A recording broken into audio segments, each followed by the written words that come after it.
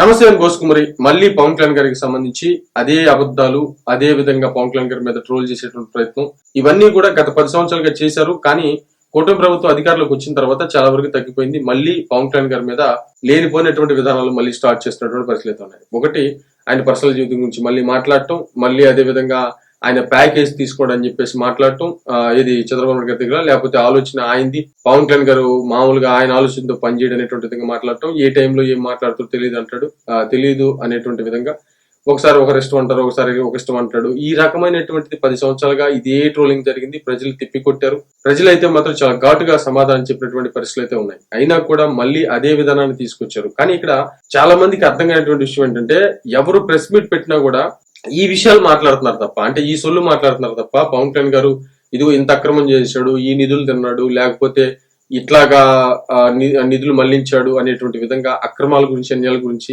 శత్రువులు సైతం ప్రస్తావించినటువంటి పరిస్థితులు అయితే ఖచ్చితంగా కనిపించలేదు. ఇది నిజంగా చాలా అంటే చాలా గుడ్ న్యూస్ గా చెప్పాలి. కానీ అదే రొద్దు కొట్టుడు, అదే విధానం మామూలుగా అవన్నీ కూడా ప్రజలకు తెలుసు కదా. మరి తెలుసు, మీరు అబద్ధాలు ప్రచారం చేశారని తెలుసు, అవి ప్రజలు నమ్మలేదు, అయినా తిప్పికొట్టారు. అయినా కూడా మళ్ళీ అయ్యే మాట్లాడుతున్నటువంటి పరిస్థితులు ఉందంటే, ఇంకొక రకంగా చెప్పాలంటే అవి పవన్ కళ్యాణ్ గారికి పనికి వస్తే తప్ప, వైసీపీ పార్టీ మైనసే అవుతాయి తప్ప ఖచ్చితంగా ప్లస్ అయితే కావు. ఒకటైతే ఖచ్చితంగా గుర్తుపెట్టుకోండి, పవన్ కళ్యాణ్ గారి గురించి సిద్ధాంత పరంగా, అంటే ఆయన పరిపాలన పరంగా ఏమన్నా ఉంటే చెప్పండి, దాని గురించి విమర్శించండి, ప్రజలకు తీసుకెళ్ళిన ప్రయత్నం చేయండి.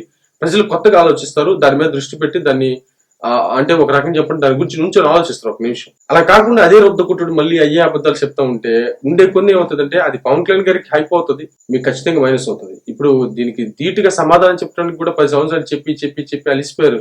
ప్రజలకి ఈ విషయం తెలుసు, కానీ కూర్చొని ఏంటో మాట్లాడుకుంటా ఉన్నటువంటి పరిస్థితులు అయితే ఉన్నాయి. బట్ ఇది కరెక్టా కాదని ఒకసారి వైసీపీ నాయకులు కానీ సోషల్ మీడియా కానీ అర్థం చేసుకుంటే బెటర్, లేకపోతే ఎవరిష్టం వాళ్ళది. కాకపోతే ఇంకోటి ఏంటంటే, ఇప్పుడు ఈయన పరిపాలన వాళ్ళు చెప్తుంది ఏంటంటే, విమానాలు వేసుకుని తిరిగేస్తున్నాడు, హైదరాబాద్ వెళ్ళిపోతున్నాడు, ఈ రకంగా మాట్లాడుతున్నటువంటి పరిస్థితులు అయితే ఉన్నాయి. మరి జగన్మోహన్ రెడ్డి గారు మరి ఇక్కడే ఉండలేదు కదా, మరి బెంగళూరు పోయి తిరిగి వస్తున్నాడు కదా, మరి దాని గురించి ఎవరు ప్రస్తావించినటువంటి పరిస్థితులు ఉన్నాయి. ఓకే రైట్, మాట్లాడుకుంటే చాలా ఉంటాయి.